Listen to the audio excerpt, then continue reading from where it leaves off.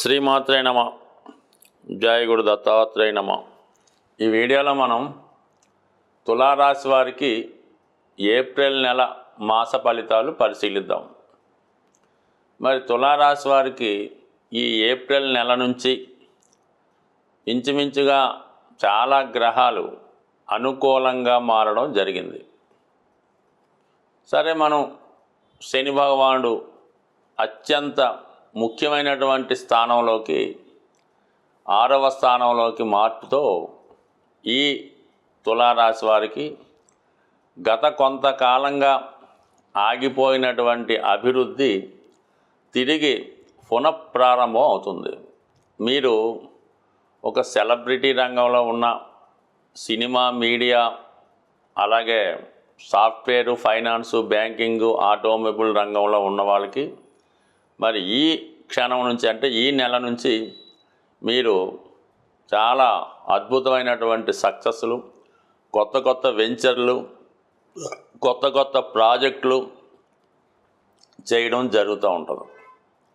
ఇక కుజుడు యొక్క దశమ స్థాన స్థితి దిగ్బలుడై ఉండడం వల్ల అటు ప్రభుత్వ ఉద్యోగులు చాలా స్ట్రిక్ట్గా వ్యవహరిస్తారు.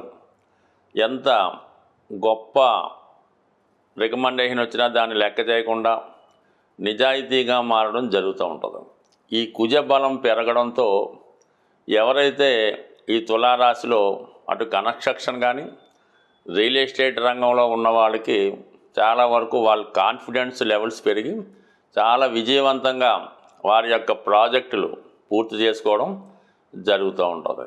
ఇక మనీ రొటేషన్ చాలా అద్భుతంగా ఉంటుంది ఈ రాశి వారికి. ఎందుకంటే రాష్ట్రాధిపతి శుక్రుడు 6వ స్థానంలో ఉచ్చలో ఉండడం జరిగింది. అక్కడ ఉన్నటువంటి రాహు మరియు రవి గ్రహాలతో కలియడం వల్ల, అంటే శుక్ర రవి కలిసినప్పుడు ఒక విజయలక్ష్మి యోగం అని ఏర్పడుతుంది. ఈ యోగ ప్రభావం వల్ల ఏదైనా నామినేటెడ్ పదవి కానీ, ఎన్నికల్లో డైరెక్ట్గా విజయం కానీ లభించే అవకాశం ఉంది. లేదంటే మీ యొక్క సమూహంలో మిమ్మల్ని ఒక నాయకుడిగా గుర్తించి మీ యొక్క అడుగుజాడల్లో అనొచ్చు, మీ యొక్క సలహా సంప్రదింపులతో మిగతా వాళ్ళు ఫాలో అయ్యి వాళ్ళు కూడా మీతో పాటు లాభం పొందే అవకాశం ఉన్నది. ఇక బుధుడు రవి కలిసి ఉండడం, ఇది చాలా వరకు విద్యార్థులకి ఎక్కువ విజయ అవకాశాలు రావడం జరుగుతుంది. ఎక్కువగా ఈ తులారాశి, తులాలగ్నం వారు ఈ ఎంబీఏ, మార్కెటింగు, ఫైనాన్స్ సంబంధించిన సంస్థల్లో చాలామంది ఉంటారు. అయితే కొంతమంది మెడికల్ రంగంలో ప్రవేశిద్దామనుకున్న వారికి కానీ, ఐఐటి లాంటి ఉత్తమ కోర్సుల్లో ప్రవేశిద్దామనుకున్న వారికి ఈ గ్రహస్థితి మీ యొక్క విజయ అవకాశాలని చాలా విపరీతంగా పెంచడం జరుగుతూ ఉంది. సాధారణంగా పాపగ్రహాలైనటువంటి శని, రాహువు, అలాగే రవి, ఈ కుజ, ఈ గ్రహాలు 3, 6, 10, 11 స్థానాల్లో ఉన్నప్పుడు కనీసం ఒక్క గ్రహమైనా ఈ స్థానాల్లో ఉంటే జాతకుడు మిగతా వాళ్ళ సహకారంతో ముందుకు వెళ్ళడానికి అవకాశం ఉంటుంది. అటువంటిది ఇంచుమించుగా 3 గ్రహాలు 6వ స్థానంలో ఉండడం జరిగింది. అంటే ముఖ్యంగా రవి. ఈ కారణం వల్ల ఏమవుద్దంటే మీకు ప్రభుత్వ వ్యవహారాలు మీకు అనుకూలంగా మారుతాయి. అటు కోర్టు వ్యవహారాలు ఉన్నా, అలాగే ప్రభుత్వ అధికారులతో, రాజకీయ నాయకులతో విభేదాలు ఉన్నా, లేదా సొంతగా మీ యొక్క బాస్తో కానీ పేరెంట్స్తో కానీ ఉన్న విభేదాలు చాలా వరకు మీకు అనుకూలంగా మారి అవి మీకు ఫేవర్గా మారడం జరుగుతుంది. మొత్తం మీద 6వ స్థానంలో శని భగవానుడు చేరటం వల్ల మిగతా గ్రహాలు కూడా అక్కడ ఉండి మీకు సహకరించడం జరుగుతుంది. ఇక గురువు 8వ స్థానంలో ఉన్నప్పుడు అది చాలా వరకు నిగూఢంగా, రహస్యంగా ఉన్న విషయాల్ని తెలుసుకునే ప్రయత్నం చేస్తారు. ఒకవేళ మంచి చెడు జరిగినా అది మీ కొరకు జరిగినట్టే భావించవలసి ఉంటుంది. అంటే ఏదైనా మన మంచికే అన్న ఉద్దేశంతో కావడం జరుగుతూ ఉంటుంది. ఇక గురువు 8వ స్థాన స్థితి, కేతువు యొక్క వ్యయస్థితి, ఇవన్నీ ఆధ్యాత్మిక రంగంలో కోరుకున్న వారికి, ఏదైనా ప్రశాంతమైన జీవితం ఏదైనా ప్రశాంతమైనటువంటి చోట్లో గడుపుదామనుకున్న వాళ్ళకి ఈ 2 గ్రహాలు సహకరిస్తున్నాయి. అటు వ్యాపార రంగంలో ఉన్న వాళ్ళకి, ఇటు ఆధ్యాత్మిక రంగంలో ఉన్న వాళ్ళకి ఇప్పుడు ఉన్నటువంటి గ్రహస్థితి చాలా వరకు అనుకూలంగా ఉన్నది. బట్ ఏదైనా తులారాశి వారి యొక్క డెవలప్మెంట్ అదృష్టం ఈ నెల నుంచి ప్రారంభమైంది. ఇది ఇంచుమించుగా 30 నెలల పాటు మిమ్మల్ని విజయపథం వైపు సాగించే అవకాశం ఉంటుంది. సాధారణంగా గ్రహాలచే పీడించబడుతున్నవారు, ఇబ్బంది పడుతున్నవారు ఆ గ్రహాలకు పరిహారం చేసుకోవడం వల్ల సులభంగా ఆ సమస్య నుంచి బయటపడవచ్చు. అంటే ఇప్పుడు ఈ నెలలో శనిగ్రహం మారుతూ బుధగ్రహంతో కలియడం వల్ల ఈ వ్యాపార వర్గంలో ఉన్న వాళ్ళకి చాలా వరకు వ్యాపారం మందగిస్తుంది. విద్యార్థులు ఎంత చదివినా కూడా చదివింది జ్ఞాపకం రాక పరీక్షల్లో రాయలేకపోతుంటారు.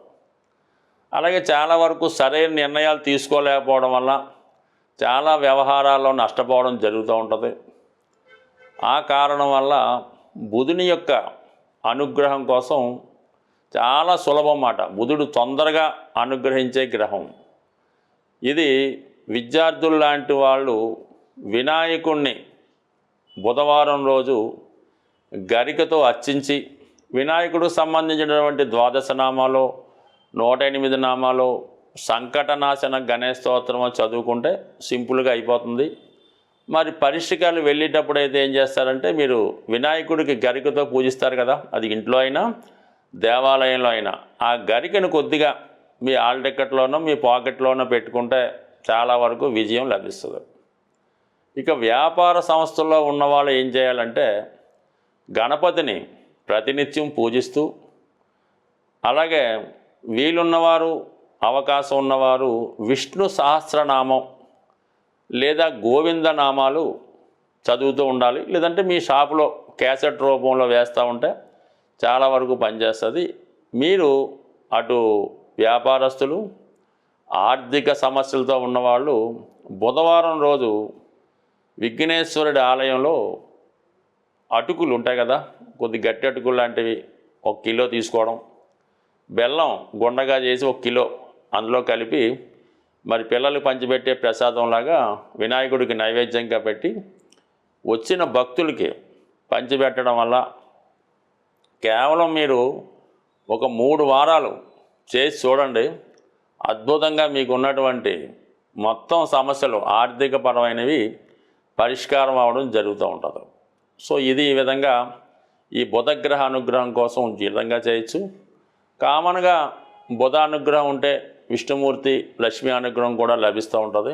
అయితే రాహుగ్రహం ఇప్పుడున్నటువంటి శుక్ర, బుధ, రవి, శని గ్రహాలను కబళించి వేయడం వల్ల ముందు రాహుని సంతృప్తి పరచాలంటే మీరు అమ్మవారిని గట్టిగా పట్టుకోవాల్సి ఉంటుంది.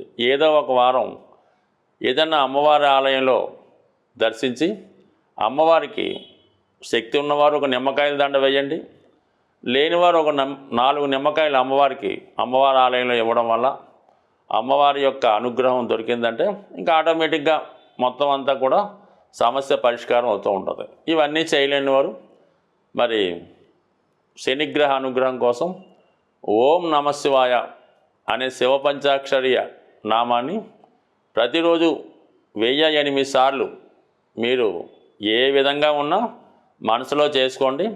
అన్ని సమస్యల నుంచి బయటపడతారు. స్వస్తి.